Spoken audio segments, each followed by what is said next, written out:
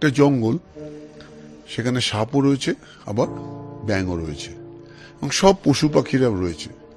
তো সাপ আর ব্যাঙ দেখা যাচ্ছে ওই জঙ্গলে দুজনেই ঈশ্বরের উপর প্রচন্ড বিশ্বাস। রোজ সাপ সকালবেলা উঠে প্রে করে, ব্যাঙও প্রে করে।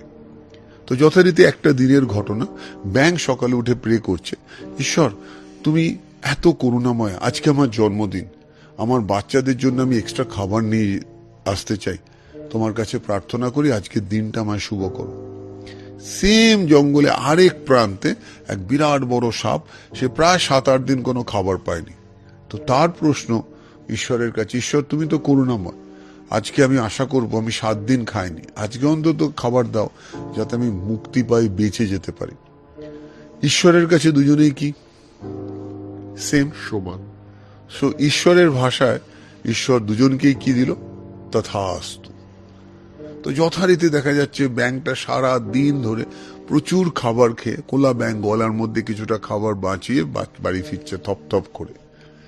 আর ঠিক সন্ধেবেলায় ওই সাপটা বসে আছে খাবারের জন্য। হঠাৎ করে সাপ দেখতে পাচ্ছে তার সামনে এত বড় ওই ব্যাঙটা যেন জাম্প করবে। সাপ কিচ্ছু না ভেবে এইভাবে ব্যাঙটাকে ক্যাপচার করেছে।